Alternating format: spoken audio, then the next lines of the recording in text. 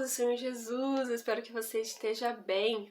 Bom, hoje estamos voltando aqui, né, para continuar a nossa série de Lucas, né, maravilhoso. É incrível, meus irmãos, como a palavra de Deus é viva. Eu não sei como que é a sua experiência com a Bíblia, mas assim, às vezes eu vejo uma expressão, uma palavra, uma junção de duas palavras, e o Senhor ministra tantas coisas ao meu coração. Então, assim, se você ainda não teve essa experiência, né, com Deus, com a palavra, eu realmente espero que algum dia você viva isso, porque é maravilhoso. Ontem, né, eu vivi, assim, uma experiência com o Senhor, onde Ele ministrou no meu coração, assim, do período do fim da tarde até a noite, uma profundeza, sabe, na expressão coração sincero.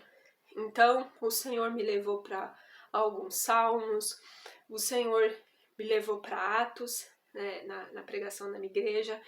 Ele me levou àquela expressão do Atos 2, daquela singeleza de coração ou de sinceridade no coração, dependendo da tradução, e ministrou tantas coisas ao meu coração em relação à palavra. Então, assim, a Bíblia não é para simplesmente nos deixar mais inteligentes. Então, quando você se achegar para ver um vídeo como esse, né, que fala a respeito das Escrituras, que fala a respeito da Bíblia, não tenha pressa, né, às vezes de terminar algo, ou de chegar logo no fim de alguma coisa, chegar logo no fim de algum capítulo. Uma das coisas, assim, mais importantes que a gente aprende na nossa vida, e eu acredito que isso vem com maturidade também, é quando nós entendemos e deixamos tempo para Deus ministrar algo que seja no nosso coração, seja aquilo uma frase pequena, apenas um versículo, mas que seja. Não se apresse em sair da presença de Deus, sabe? Eu particularmente, se houvesse alguém que fala que é meu amigo e essa pessoa ela quisesse estar na minha presença comigo apenas por determinado período, por obrigação, sinceramente eu falaria, por gentileza, vá então para sua casa, vá seguir a sua vida, não precisa ficar comigo, porque eu não quero que fique alguém comigo por obrigação. A partir do momento que alguém está comigo, tendo um título de amigo, eu espero que essa pessoa ela desfrute a minha presença, ela goste de estar comigo. A mesma coisa sou eu em relação a algum amigo meu. Então, é interessante pensar nisso, porque eu, Josiane, como ser humana, já não gostaria que alguém ficasse do meu lado me ouvindo por obrigação.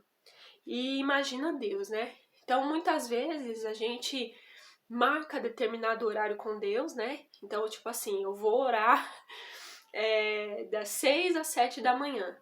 E aí a gente fica ansioso para que aquela oração acabe logo. Ou tipo, você tá desenrolando um assunto com Deus e de repente deu aquele horário e aí você simplesmente sai correndo e deixa ali como se fosse Deus falando sozinho. Não termina o assunto e simplesmente, bati meu cartão, tô indo embora. Então, a proposta aqui é estudar o Lucas 6 de tal a tal, então eu quero que você passe e eu quero que acabe logo esse ensino para já partir para outra coisa. Mas acontece que as coisas com o Senhor não funcionam assim, né? Dessa maneira automática, dessa maneira robótica. Deus, ele sente, sabe? Deus tem sentimentos. Deus tem sentimentos. Sim, os sentimentos dele é claro que não é assim bagunçado como os nossos, né? Por conta do pecado. Não é que as nossas emoções, que os nossos sentimentos é pecado. Não é pecado. O problema é eles estarem em desordem. E a gente sabe que, infelizmente, por ocasião do pecado, eles ficam em desordem muitas vezes, mas graças a Deus por Jesus Cristo, graças a Deus pelo Espírito Santo, que nós conseguimos aí através, por meio dos próprios frutos do Espírito, colocar em ordem aí os nossos sentimentos e emoções. Então, não se apresse em sair da presença de Deus, se demore. Não é pecado, eu já falei isso aqui no canal, vou falar de novo. Não é pecado nós ficarmos assim dias, vários momentos, meditando em uma porção das escrituras, por mais que seja um versículo ou uma frase, tá? Na verdade, esse é o certo a se fazer. A palavra diz, medita na palavra do Senhor de dia e de noite. A palavra nos diz, medita. O que é meditar? É você pensar continuamente em algo. Então você está ali numa meditação, você está meditando, você está pensando. Quantas vezes nós lemos tantas porções da Bíblia, né? Tantos pedaços da Bíblia, tanta coisa, e a gente se estufa de tanta coisa, mas se alguém perguntar e pedir um conselho a você, pedir um conselho a mim, pedir assim alguma direção para a vida, ou até mesmo nós estarmos diante de uma decisão a ser tomada, a gente não sabe o que fazer. Então, isso, não saber o que fazer, é uma consequência, muitas vezes, não em todas, claro, mas assim, muitas vezes é justamente dessa prática, de a gente só ler a Bíblia, de a gente só ter um horário marcado com Deus, e depois desse horário marcado a gente sai e vai viver a nossa vida e bater cartão. Então, um dos motivos é esse. E assim, gente, uma coisa assim maravilhosa que eu aprendi foi assim, eu realmente tenho no meu bloco de notas uma parte ali que é o meu dicionário bíblico, é como se fosse um dicionário bíblico. Então eu coloquei ali de A Z, né? Coloquei cada letra do alfabeto e diante de determinadas letras eu coloquei determinado tema específico.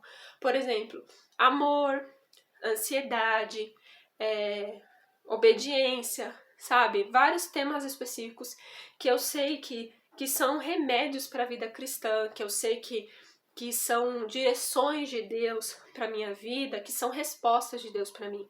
Então, diante de alguma coisa que causa ansiedade para mim, eu posso ir lá no meu dicionário bíblico, lá na letra A, e ver lá na palavra ansiedade. E ali vai ter o versículo que fala sobre isso. Eu preciso de relembrar o amor de Deus. Eu faço isso todo dia, eu procuro todo dia lembrar do amor de Deus para mim. Então eu preciso declarar, eu preciso lembrar do amor de Deus para mim. Então eu vou lá na letra A ainda e olho na palavra amor, o que tem ali para mim sobre amor. E aí tem várias coisas que graças a Deus já consegui colocar ali, que é o trato entre irmãos, que são vários temas para a vida. Então, uma das respostas que a gente precisa para tomar boas decisões é justamente essa: conhecer o que a Bíblia diz sobre os temas, entendeu? Conhecer o que a Bíblia diz sobre os temas nos ajuda a agir diante das situações. Então, se vem alguém com uma crise de ansiedade na sua frente, você precisa ajudar aquela pessoa. A palavra de Deus, ela vai trazer uma luz para você de como lidar com aquela pessoa naquele momento. Então, assim, eu lembro que quando eu tinha as crises de ansiedade, uma coisa que me ajudava muito era ouvir a palavra de Deus. Aqueles pensamentos que estavam causando ansiedade na minha vida, eles começavam a ser substituídos pela palavra de Deus por intermédio da repetição. Então, como eu estava repetindo muito na minha cabeça a palavra de Deus, seja forte, tenha bom ânimo, e ouvindo pregações, e ouvindo a palavra de Deus, cantando hinos a Deus, aqueles pensamentos, eles começavam a ser aí dissipados. A minha mente parava aí de se concentrar em todos esses pensamentos ruins e passava a se concentrar nos pensamentos que a palavra de Deus quer que eu pense. Então, nós entendemos, né, que tem aí como se fosse uma limpeza no nosso cérebro, e o critério dessa limpeza é aquilo que você mais repete, aquilo que você mais fala, aquilo que você mais ouve, que você mais vê. O seu cérebro, ele começa a entender que aquilo é mais importante, então ele começa a absorver isso em maior quantidade. E aquilo que você vai pensando menos, que você vai falando menos, ele vai entendendo que isso não é tão importante para você e ele mesmo vai limpando a sua mente daquilo. Então, somado a isso, nós sabemos que a palavra de Deus é vida. Então, meus queridos, minhas queridas que estão me ouvindo, a palavra, por ser viva, por ser eficaz, quando nós pensamos nela, quando nós declaramos ela, quando nós meditamos nela de dia e de noite, quando nós pensamos nela de dia e de noite, ela começa a produzir em nossa mente, em nosso coração vida, ela começa a trazer vida, ela começa a trazer cura, ela começa a trazer transformação, ela começa a trazer libertação. A palavra do Senhor, ela tem o poder de restaurar, de curar, irmãos. E assim, cada detalhe, de Gênesis a Apocalipse, cada versículo, cada jota, cada tio. Para mim, Josiane, nada na Bíblia é obsoleto. Para Jesus Cristo, nada na Bíblia é obsoleto. Para os verdadeiros cristãos, nada na Bíblia é obsoleto. Para aqueles que realmente entenderam o significado da palavra de Deus, a Bíblia é sim a verdade absoluta, sabe? A Bíblia, ela é realmente a palavra de Deus, ela é realmente a vontade de Deus revelada a nós, seres humanos. Então, aqui em Lucas, capítulo 6, no versículo 36, que é o versículo que desejo trabalhar com vocês hoje, diz assim: sede, pois, misericordiosos, como também vosso Pai é misericordioso. Olha só que palavra maravilhosa. Mas antes da sequência, vamos orar? Papai, obrigada por estar aqui com essa pessoa, obrigada por estar aqui, Senhor Jesus, estarmos juntos nesse momento de palavra, nesse momento de reflexão. Simplesmente esse momento é uma continuidade, Senhor, de uma vida, Senhor Jesus, em Teu altar. Obrigada por estarmos aqui juntos, obrigada por estarmos aqui juntos. Que somente o Teu nome seja glorificado e exaltado. Nós Te glorificamos e Te agradecemos. Amém. Então, vamos lá.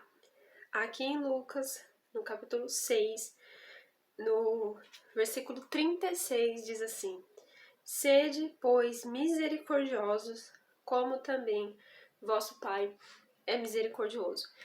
Então, assim, de maneira simples e resumida, nós encontramos pessoas definindo misericórdia como o ato de Deus não nos dar aquilo que nós merecemos. Isso está correto. Eu também já utilizei essa forma de explicar e realmente está correto. Mas eu quero com você aqui me aprofundar, né, um pouco mais nessa palavra aqui que está sendo dita agora. O Senhor fala: sede, pois, misericordiosos, como também o Pai, que é Deus, é misericordioso.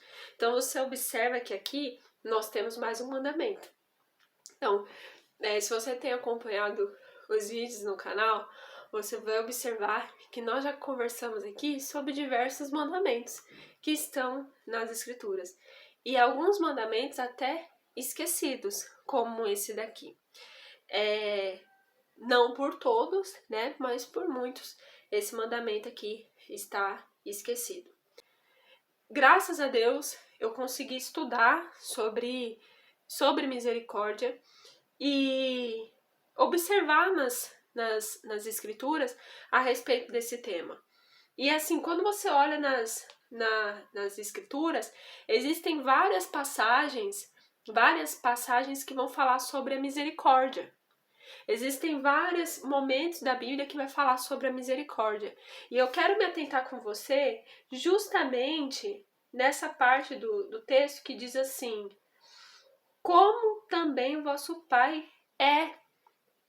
Então, quando eu meditei nessa passagem e em tudo que abrange, me pus a imaginar qual que é as misericórdias do Senhor.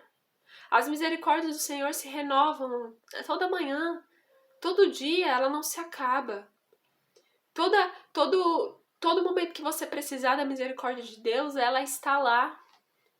Quantas vezes Israel pecou contra Deus e Deus permaneceu junto com Israel, tendo misericórdia desse povo? Quando você estuda o Antigo Testamento, meu Deus, quantas vezes essas pessoas se desviaram e quantas vezes elas pediram perdão e quantas vezes Deus perdoou. Quando o Pedro ele pergunta, quantas vezes eu tenho que perdoar meu irmão? 7 vezes? O Senhor fala, não, 70 vezes 7. Imagina! Tem um texto que eu marquei aqui na minha Bíblia, que é bem interessante, que vai falar assim, de uma parábola, de uma pessoa que devia 10 mil reais pro rei. E aí, esse rei fala, olha, a pessoa não tinha como pagar, então você e a sua família vão ser, você, a sua mulher e seus filhos, vocês vão ser vendidos. E tudo quanto vocês têm para que a dívida seja paga. Então, essa pessoa que estava endividada, ela se prostra diante do rei e ela começa a clamar, por favor, perdoa minha dívida, por favor, me perdoa. E esse rei, movido de misericórdia, ele absolve essa pessoa da dívida. Mas quando essa pessoa ela chega lá fora, ele fala assim para esse conservo, não quero saber, você vai pagar. Ele pega aqui a expressão do texto, ela é bem forte. Esse conservo, ele rogava, dizendo, seja generoso comigo, a mesma expressão que esse mesmo homem usou para o rei. E ele não queria saber, ele encerrou a pessoa na prisão. Ele pegou essa pessoa e jogou na prisão e falou, vai ficar aí, até você conseguir pagar a dívida. Não teve misericórdia. E aí o rei ficou sabendo disso daí, que depois contaram para ele, e fala aqui no versículo 33, não devias tu igualmente ter compaixão do teu companheiro, como eu também tive misericórdia de você, de ti? Indignado, seu senhor o entregou aos atormentadores até que pagasse tudo o que devia. E aí o Senhor Jesus diz assim, assim vos fará também meu Pai Celestial, se do coração não perdoardes cada um a seu irmão e as suas ofensas. Olha só, gente, a consequência de não guardar esse mandamento, falando que nós temos que ter misericórdia das pessoas. Quantas vezes a gente chega diante de Deus, a gente chora, a gente lamenta, me perdoa, meu Deus, mas a gente não libera, a gente não tem a compaixão, a gente não tem a misericórdia de perdoar o nosso irmão. A gente às vezes se faz de coitado. O nosso erro, ele se torna muito mais leve, muito mais digno de compaixão. A gente trata as nossas falhas como, ai Deus, mas foi algo assim, eu não tive, eu não consegui, ou mesmo eu errei, me perdoa, me perdoa. Mas quando é o nosso irmão, a gente já trata sem misericórdia. Quantas vezes Deus já perdoou a gente de pecados terríveis que as pessoas aí fora no mundo não nos perdoaria. Para elas estaria na prisão, morrendo, pena de morte.